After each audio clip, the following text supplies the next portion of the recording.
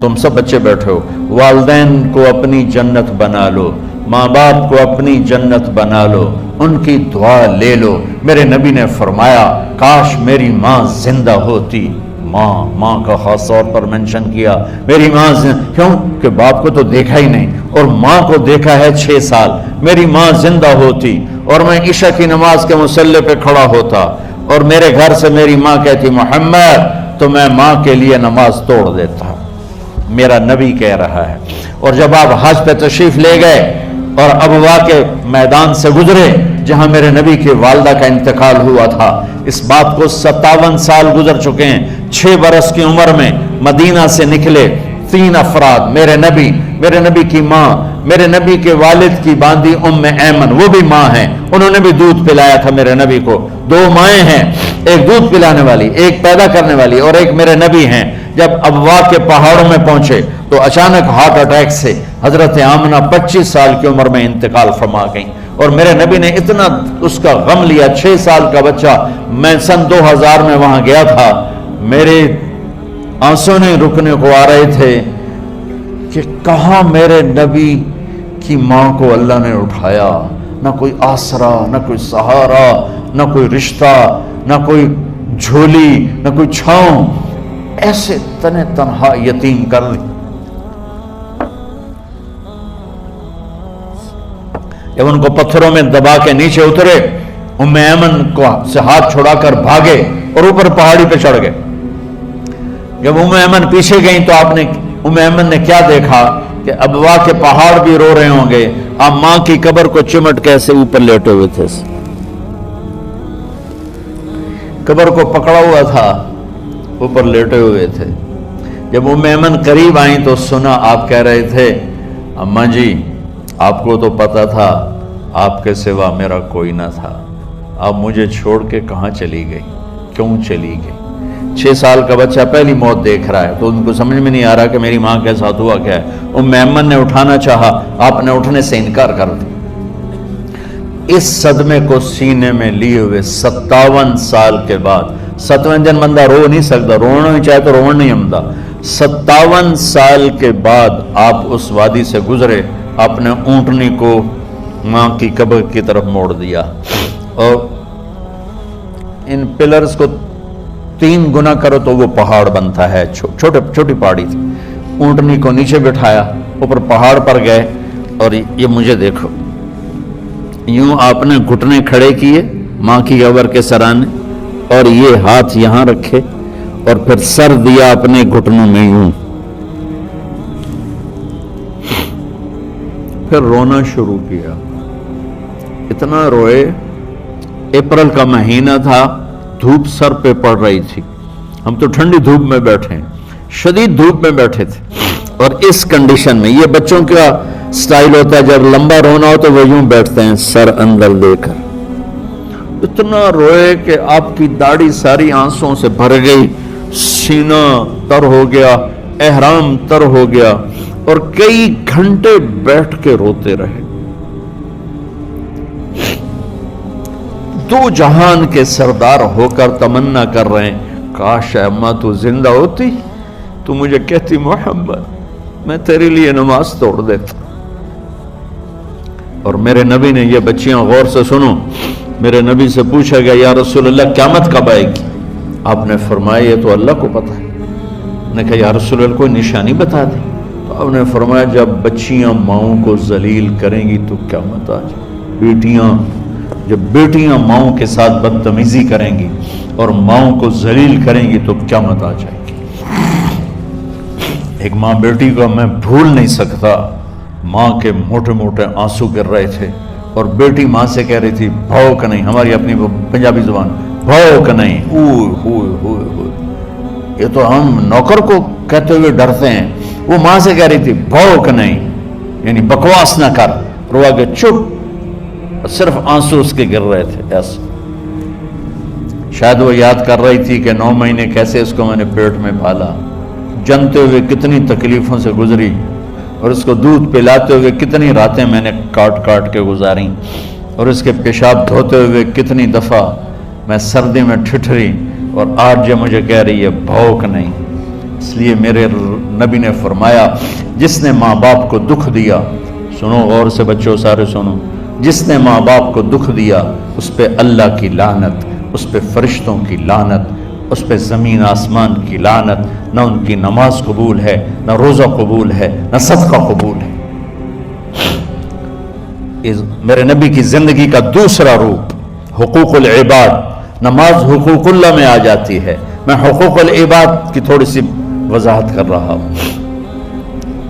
ماں باپ زندہ ہیں تو دعا لے لو۔ والدین سے کہتا ہوں بچوں کو عزت دو، جہاں اولاد ماں باپ کے حقوق ہیں وہاں اولاد کے حقوق ہیں، اولاد کو عزت دو، اولاد کو عزت دو، اولاد کو عزت دو۔ بہت سی اولاد کی نافرمانی کا ذریعہ ماں باپ بن رہے ہیں، سختی کر کے، زبردستی کر کے اور ٹھونس کر چیزیں نوکروں کی طرح سلوک کر کے۔ میرے نبی کے گھر میں جب بیٹی فاطمہ ملنے کے لیے آتی تھیں تو میرے نبی بیٹھے نہیں رہتے تھے، یا اب چیئر پہ بیٹھے ہوئے بی بی فاطمہ آ گئی، اب زمین پہ بیٹھے ہوئے ہیں بیٹی آ گئی، اب چارپائی پہ لیٹے ہوئے ہیں بیٹی آ گئی۔ میرے نبی کیا کرتے تھے؟ کھڑے ہو جاتے تھے، کھڑے ہو جاتے، ایک دم کھڑے ہو جاتے تھے، اور پھر کھڑے نہیں رہتے تھے، تیزی سے آگے بڑھتے تھے اور حضرت فاطمہ کا ہاتھ پکڑ لیتے۔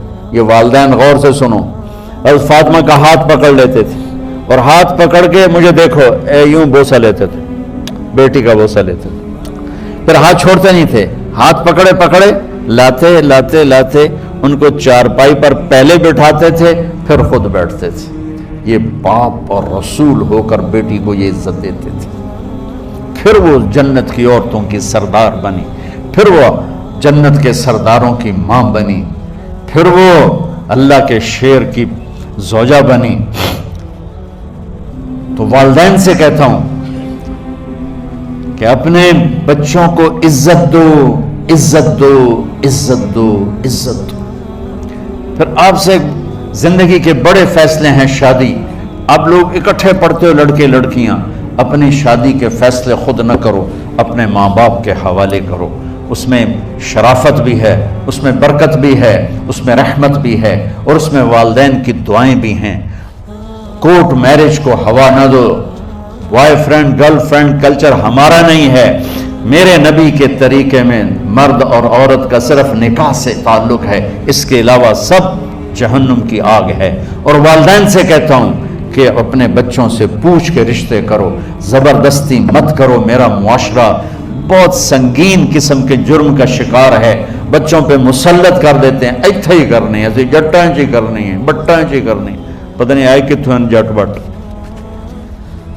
چلو تم ناراض نہ ہو، راجپوتاں چی کرنی، میں راجپوت ہوں، میں اپنی قوم کو بھی رگڑ دیتا ہوں، راجپوتاں چی کرنی، اگاں کرنی ہی کوئی نہیں۔ یہ ظلم و ستم اولاد پہ مت کرو، اپنی بچی سے پوچھو، اگر بیٹی ہاں کرے تو پھر قدم اٹھاؤ، اگر بیٹی کہتے میں نہیں کرنا چاہتی تو وہ نافرمان نہیں ہے۔ اللہ کے واسطے میری سنو، صرف تم نہیں سن رہے، اس کیمرے سے لاکھوں کروڑوں لوگ سن رہے ہیں۔ اگر بیٹا یوں کہہ دے کہ ابا میں نے یہاں شادی نہیں کرنی، میرا جی نہیں چاہتا ہے، تو وہ بیٹا نافرمان نہیں ہے، فرما بردار ہے، اس نے شریعت کا حق استعمال کیا ہے۔ اب ایسا ظلم مت کرو کہ نہیں اتھے ہی کرنی ہے، اتھے گھروں نکل جا۔ زندگی تم نے تو نہیں گزارنی، زندگی تو بچے نے گزارنی، میں قربان جاؤں۔ ایک حدیث سنو پہلے، پھر اگلی بات سناتا ہوں۔ ما تزوجت وما زوجت الا بوحی من السماء نزل به جبریل۔ لوگو سنو، میں نے جہاں شادی کی، میں نے جہاں بیٹی کی شادی کی، پہلے آسمان سے جبریل فرشتہ اللہ کا حکم لے کر آیا، پھر میں نے قدم اٹھایا۔ سمجھ گئے میری یہ بات؟ سمجھ گئے سارے؟ اب اگلی سنو۔ حضرت علی فاطمہ کا رشتہ لینے آ گئے اور جبریل ان سے پہلے آ گئے کہ یا رسول اللہ فاطمہ علی کے لیے ہے۔ باپ محمد مصطفیٰ جیسا ہے، رشتہ مانگنے والا علی جیسا ہے، اور بیٹی فاطمہ جیسی ہے۔ اور آپ پوچھتے ہیں علی کیسے آئے؟ وہ شرم کی وجہ سے کچھ کہہ نہ سکے، چپ۔ آپ کو تو پتا تھا، آپ نے فرمایا فاطمہ کے رشتے کے لیے آئے ہو؟ کہا جی۔ تو جبریل تنال بیٹھا ہے کہ یا رسول اللہ اتھے ہی کرنا ہے۔ آپ نے ہاں نہیں کی، آپ نے کہا انشاءاللہ، اور یہ کہہ کر اٹھ گئے۔ انشاءاللہ نبی کا ہاں ہی ہوتا ہے، لیکن جبریل کے آنے کے باوجود اور اللہ کے کہنے کے باوجود میرے نبی کو بھی پتا ہے کہ یہ رشتہ یہاں کاتب تقدیر نے لکھ دیا ہے، لیکن امت کو سبق سکھانے کے لیے آپ گھر تشریف لے گئے۔ بیٹی فاطمہ کہ جی یا رسول اللہ، کہ علی کا رشتہ آیا ہے، میں ہاں کر دوں؟ سبحان، میں اپنے دیہاتی بچیوں پہ مجھے رونا آ گیا کہ جنہیں پتہ ہی نہیں ہوتا سانو کہیں نال بندے پہ جانور ہے یا انسان ہے۔ علی جیسا داماد، چلو علی کو چھوڑو، فاطمہ کو چھوڑو، جبریل آیا بیٹھا ہے، جبریل آیا بیٹھا ہے۔ اس کے بعد فاطمہ سے پوچھنے کی کیا بات ہے؟ جبریل آ کر کہہ رہا ہے یا رسول اللہ، اللہ کہہ رہا ہے فاطمہ علی کے لیے ہے اور علی فاطمہ کے لیے ہے، اور پھر آپ کہتے ہیں بیٹی فاطمہ ہاں کر دو۔ ہماری تو آج کی بیٹیاں انکار نہیں کرتی، چپ کر کے گاں ماش طرح بن چھڑ دن کلے نال۔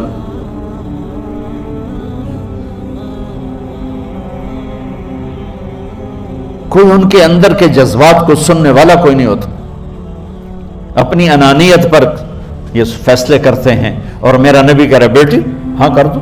سبحان اللہ، آپ کا کیا خیال ہے فاطمہ نے انکار کرنا تھا؟ یہ تو یہ بیٹیاں نہیں انکار کرتی تو فاطمہ نے کہاں کرنا تھا؟ لیکن یہ سبق دینا تھا ان والدین کو جو نادانی میں نادانی کے فیصلے کر کے اولاد کو ہمیشہ ایک ٹھنڈی آگ میں دھکا دے دیتے ہیں۔ حضرت فاطمہ رضی اللہ تعالیٰ عنہا نے جب ہاں کی پھر آپ باہر نکلے۔ اچھا مزے کا واقعہ ہو، حضرت علی اٹھ کے باہر نکلے تو صحابہ باہر کھڑے انتظار کر رہے تھے کہ کیا ہوا۔ حضرت علی کو بھیجنے والے تھے عبد الرحمن بن عوف، پہلے ابو بکر گئے تو آپ نے انکار کر دیا، عمر گئے رشتہ مانگا، آپ نے انکار کر دیا، عبد الرحمن بن عوف نے علی سے کہا آپ جائیں، آپ کا رشتہ رد نہیں ہوگا۔ کہنے لگے میرا تو ذاتی گھر بھی کوئی نہیں، مجھے کہاں سے رشتہ ملے گا، میں تو بالکل غریب ہوں۔ کہ نہیں تم جاؤ۔ تو واپس آتے انہوں نے عبد الرحمن بن عوف پہ چڑھائی کر دی، ویکھیا ہے نا تو میں نے گلے آئی، انکار ہو گیا۔ تو صحابہ نے پوچھا کیا ہوا؟ کہا کچھ کہا ہی نہیں، چپ کر کے اٹھ گئے۔ تو عبد الرحمن بن عوف کہنے لگے کچھ بولے صحیح، تو بس اتنا کہا انشاءاللہ کا تو مبارک ہو، نبی کا انشاءاللہ ہاں ہوتا ہے۔ اچھا تو اتنے میں آپ باہر تشریف لے، علی جی کرو، بلاؤ لوگوں کو بلاؤ۔ ساری مسجد بھر گئی، آپ کے ساری مسجد فل ہو گئی۔ آپ ممبر پہ کھڑے ہوئے علی کو سامنے بٹھایا کہ لوگو یہ جبریل میرے پاس اللہ کا پیغام لائے ہیں کہ میں فاطمہ بنت محمد کا نکاح علی کے بن ابی طالب کے ساتھ کر دوں۔ پھر آپ نے خطبہ پڑھا اور کہا کہ علی ہائے ہائے ہائے، میں نے فاطمہ بنت محمد کو 400 درہم مہر کے عوض تیرے نکاح میں دیا، تو نے قبول کیا؟ حضرت علی نے زور سے نعرہ لگایا میں نے قبول کیا، اور سجدے میں چلے گئے، اللہ کا شکر کا سجدہ ادا کیا۔ پھر میرے نبی نے وہیں سارے مجمع کو شہد کا شربت پلایا اور تازہ کھجوریں کھلائیں، اور پھر جب رخصتی ہوئی تو آپ نے حضرت علی سے فرمایا کہ آپ آ کے لے جاؤ۔ پھر آپ نے حضرت ام سلمہ، حضرت حفصہ اور جناب حضرت عائشہ رضی اللہ تعالیٰ عنہ، ان تینوں کو بلا کر فرمایا تمہیں پتہ ہے نا مجھے فاطمہ سے کتنا پیار ہے، تو تم فاطمہ کو دلہن بناؤ، اس کی تیاری کرواؤ، اسے دلہن بناؤ۔ تو ان تینوں نے حضرت فاطمہ کو دلہن بنایا۔ پھر آپ نے حضرت علی کو پیغام بھجوایا، وہ تشریف لائے، اپنی اونٹنی لے کر آئے، حضرت عقیل ساتھ ہے، سلمان فارسی ساتھ ہے، اور دروازے پر اونٹنی بٹھائی، آپ علی کو اندر لے گئے اور یوں فاطمہ کا ہاتھ پکڑ کے علی کے ہاتھ میں دے کر فرمایا علی تمہیں نبی کی بیٹی مبارک۔ سبحان۔ پھر آپ نے کہا میری بیٹی فاطمہ، مجھے اپنے خاندان میں جو سب سے زیادہ محبوب تھا میں نے تیرا ہاتھ اس کے ہاتھ میں دے دیا ہے۔ والدین سے کہتا ہوں اپنے نبی کی زندگی پڑھو۔ میرا درد ہے کہ ہماری ثقافت میں اسلام داخل نہیں ہوا، ہمارے عبادت میں اسلام آ گیا، بہت سارا مجمع مرد عورتوں کا نمازی ہے، حاجی ہے، عمرے کرتے ہیں، لیکن ثقافت میں نبوت کی جھلک دکھائی دے، ثقافت میں اللہ کا نبی دکھائی دے، وہ نہیں ہے. زندگی بیت گئی اس انتظار میں، مدت سے لگ رہی تھی لب بام ٹک ٹکی، تھک تھک کے گر گئی نگہ انتظار آج، پتہ نہیں کب صبح ہوگی. چلو کہتے تو جائیں مجھے ہے اگرچہ بت ہیں جماعت کی آستینوں میں، مجھے ہے حکم اذان لا الہ الا اللہ. والدین کے ذمہ ہے اولاد کو عزت دینا، ان کے سب سے بڑی خواہش میں ان کا احترام کرنا کہ زندگی انہوں نے گزارنی ہے، اور آپ کے ذمہ ہے والدین کے آگے سر جھکا دینا. اللہ کے واسطے کورٹ میرجز اور خفیہ شادیاں یہ نہ ہماری ثقافت ہے نہ یہ انسانیت ہے. ہمیشہ دکھ دردوں میں زندگی گزرتی ہے کہ اصل زندگی تو موت کے بعد آنے والی ہے. تو والدین پڑھیں شریعت کو، اولاد بھی پڑھے اپنے نبی کی زندگی کو. ایک شخص حضرت عمر کے پاس آیا ایک بیٹے کو لے کر، کہا امیر المومنین یہ میرا بیٹا بڑا نافرمان ہے اور مجھے بہت تنگ کرتا ہے. حضرت عمر کے پاس لاٹھی ہوتی تو انہیں یوں اٹھائی، وہ کہنے کا حضور معافی دیا جائے، ایک میری گل سن لو. آپ نے فرمایا کیا؟ کہنے لگا ماں پیو دے بڑے حق ہیں، بالکل ٹھیک ہے، پر کوئی ساڈا حق کیوں ہے ماں پیو؟ آپ نے کہا ہاں. آپ نے ہاں. کہنے لگے ذرا وہ بتا دیں. کہ پہلا حق ہے اچھی ماں تلاش کرے، نیک عورت تلاش کرے. دوسرا حق یہ ہے نام اچھا رکھے. تیسرا حق یہ اس کو قرآن کی تعلیم دے. کہا جی پھر سن لو حضرت جی، ایسا میرے پیو کو پوچھو اس حبشی عورت نال شادی کر کے مینوں حبشی ماں دیتی، انہوں کوئی عرب ماں ہی نہیں لتی. میرا پہلا حق اس مارے ہے. دوسرا سن لو، اس نے میرا نام جولان رکھا ہے. جولان گندگی کے کیڑے کو کہتے ہیں، اس نے میرا نام جولان رکھا ہے. اور تری سن لو، اس آج تے میں نے قرآن دی شکل نہیں دکھائی. حضرت عمر ہوئی سوٹا ہو دے سر تے پھیر دے کہ پہلے تیری مالش کر رہا ہوں پھر ایدھی کر سکتا. تو آج کے والدین بھی اپنی اولاد کے بارے میں بہت بہت بہت غافل ہیں. اور اولاد کا بھی حال یہی ہے، چونکہ ماں کیا ہے، باپ کیا ہے، اولاد کیا ہے، یہ شریعت، یہ قرآن بتاتا ہے، یہ میرے نبی کی زندگی بتاتی ہے. اچھیاں غور سے سنیں، سارے سنوں پر یہ خاص طور سے سنیں. آپ نے کہا اللہ کو پتا ہے، کہ یا رسول اللہ کو نشانی بتا دیں. تو آپ نے کہا جب بیٹیاں بھی ماؤں کو ذلیل کریں گی تو قیامت آئے گی. جب بیٹیاں بھی ماؤں کو ذلیل کریں گی تو قیامت ان تلد الامۃ ربتہا. جب ماں کے ساتھ بیٹیاں نوکر جیسا سلوک کریں گی، نوکرانی جیسا سلوک کریں گی تو قیامت کے نکارے پہ چوٹ پڑ کے رہے گی. یہ نہیں کہا جب کفر پھیل جائے اور جب اسلام بٹ جائے گا، اس حالانکہ قیامت تو اس وقت آئے گی جب دنیا میں ایک مسلمان باقی نہیں رہے گا. یہ واقعہ کی سنگینی کو بتانے کے لیے فرمایا جب ماؤں کو ذلیل کیا جائے گا قیامت آ جائے گی. میرے نبی نے فرمایا عمر تیرے دور میں ایک شخص آئے گا اویس، اس کا قبیلہ ہوگا مراد، آگے سب کاسٹ ہوگی قرن. اویس بن عامر، اسے دعا کروانا، وہ کالے رنگ کا ہوگا، چھوٹے قد کا ہوگا، اور اس سے دعا کروانا، دعا تو بھی کروانا، علی تو بھی کروانا. علی اور عمر اویس ان کے لیے دعا کریں. انہوں نے پوچھا کیوں؟ کہ اس نے ماں کی خدمت کر کے اللہ کو اتنا راضی کر دیا ہے، جب وہ ہاتھ اٹھاتا اللہ خالی نہیں لوٹاتا. اللہ کی قسم عمر و علی کو اویس کی دعا کی ضرورت نہیں تھی. امت کو پیغام دینا تھا کہ مائیں ذلیل ہو رہی ہیں آج، اور باپ جوان اولاد سے چھپتے پھر رہے ہیں. تو میرے رب، میرے نبی نے یہ آگے پیغام دینا تھا کہ نبی ہو کر، رسول ہو کر کہہ رہے ہیں کاش ماں ہوتی تو میں اس کے لیے نماز توڑ دیتا. آپ کو 8 عورتوں نے دودھ پلایا والدہ سمیت، ان میں ایک ام ایمن بھی ہیں، آپ کے والد کی باندی. تو گھر میں تشریف فرما تھے، ام ایمن بیٹھی تھی حضرت عائشہ. تو ام ایمن کہنے لگی یا رسول اللہ پانی تو پلا دیں. تو اللہ کا نبی ایک دم اٹھے تو حضرت عائشہ ناراض ہو گئی. ام ایمن اللہ کا رسول کو کہتی پانی پلا. تو اور کیوں نہ کہوں، میرا بیٹا ہے، میں نے دودھ پلایا. تو حضرت میرے نبی نے کہا ہاں ہاں عائشہ یہ میری ماں ہے، اس کا میں نے دودھ پیا ہے. آپ اٹھے، گھڑے میں سے پانی بھر کے یوں دونوں ہاتھوں سے حضرت ام ایمن کو پیش کیا جو حبشی باندھی تھی. چونکہ دودھ پیا ہے تو ماں کا لفظ صادق آ گیا.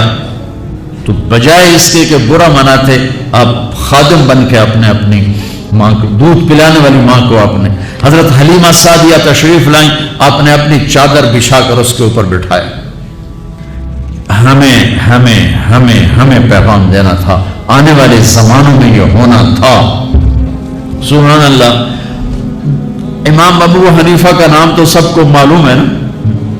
ایک اور عالم بتاتا ہوں، عبد الرحمن بن ابی لیلہ. ان میں علمی کھٹ بڑھ تھی بہت زیادہ، آپس میں بنتی نہیں تھی. تو ابو حنیفہ جیسی ہستی جن کے کروڑوں فالوور آج ہیں، ان کی ماں کہتی نعمان یہ مسئلہ ہے، جا کے عبد الرحمن سے پوچھ کے آ. زندگی میں ایک دفعہ نہیں کہا ماں جی میں اس کو بڑا عالم ہے میرے کو پوچھ لو. کہا اچھا ماں جی.